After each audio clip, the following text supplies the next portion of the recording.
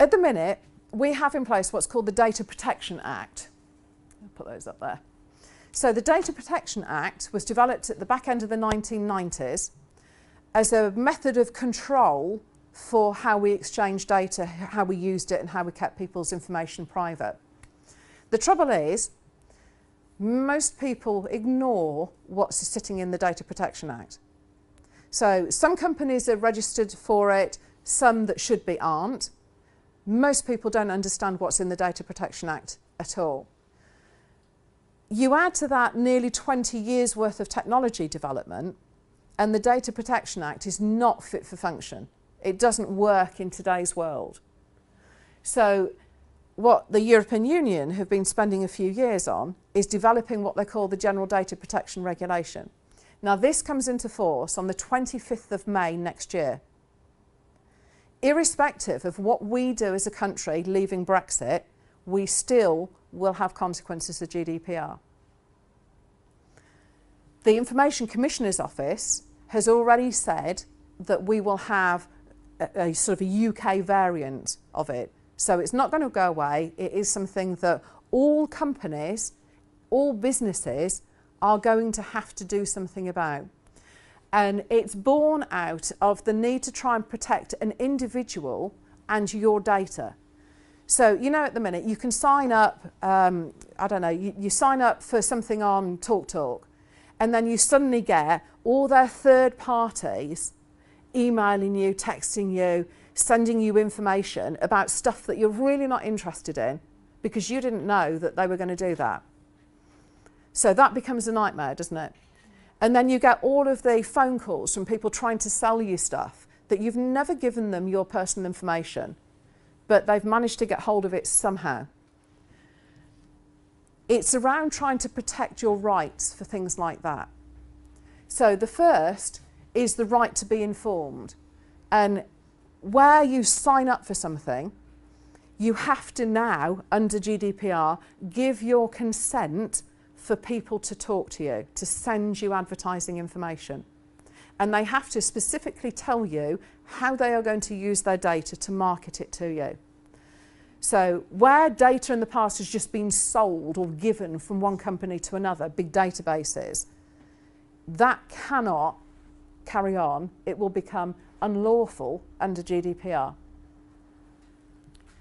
Then you've got the right of access. So you as an individual will be able to go to a company and ask them what information they hold on you. And they have to give you that information. And they have to give it to you in a format that you can use. So CSV format. The ramifications for organisations are that they don't always hold their data in a very clear, structured way. They'll have some on spreadsheets, some in databases, some in filing cabinets, some on data backups, and it may all be different. So organisations are facing a massive logistical internal issue with getting ready for GDPR, coupled with the fact that some people are saying it's not going to happen, and some people are thinking, oh, you know, it doesn't matter, it's not going to apply to me. You've got the right to rectification. So if somebody has got incorrect information on their database about you, you have the right to go to them and get it corrected. So you can find out what your information is and you can get it put right. And by law, they have to put it right. So it's going to be very interesting to see when some of these things actually happen, how some of the big organisations deal with it. You've got the right to erasure, which means that if you want a supplier that you no longer deal with, a company that you don't deal with anymore, and you don't want them to keep your information, you can request of them that they delete your data. And under this, they are supposed to go back through all their backups and get rid of it as well. Logistically, how that's going to work, I really don't know, because a lot of technology won't allow you to do that. Backups aren't geared in quite that same way to go into a database, find an individual record and get rid of it. So it's going to be interesting to see how some of these things actually are put into practice. The right to restrict processing. So if you're on a database for a specific reason, you want to stay on just for that specific reason. You don't want to have your data used for other purposes. The portability goes with the access and the right to object to what people are doing. So if you have somebody who you feel is becoming a nuisance and they're just targeting you, you have the right to be able to object to what they do and how they do it. And also, when it comes to sort of automated profiling, so the decision making that's done by a computer as to whether or not, for example, you're creditworthy, you have the right to be able to question that decision making process.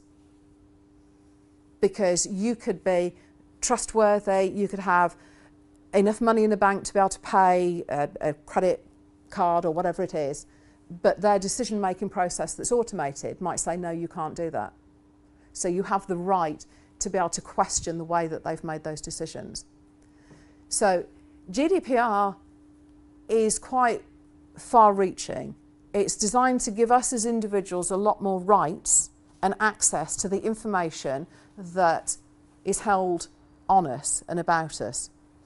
For organisations, some of this is going to be really hard and it's going to be really difficult because they don't have the controls over their own data. So if you look at a typical company, they'll have a marketing database that consists of prospects, of actual customers. They'll have financial systems that have customer details, supplier details, contacts, credit control information, invoicing information, who's bought what, when, how much.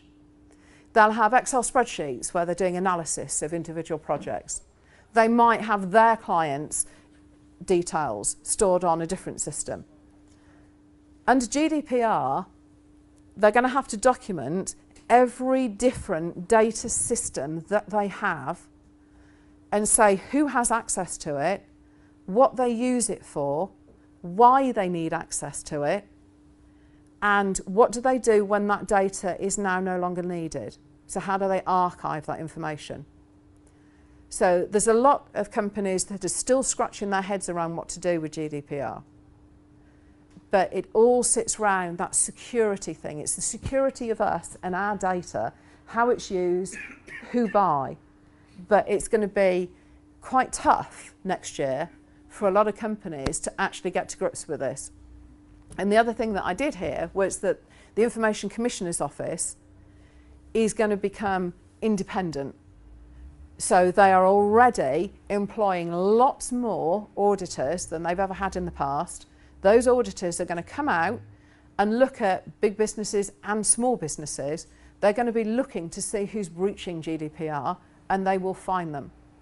And they will be fining them way in excess of what the fines were under the Data Protection Act.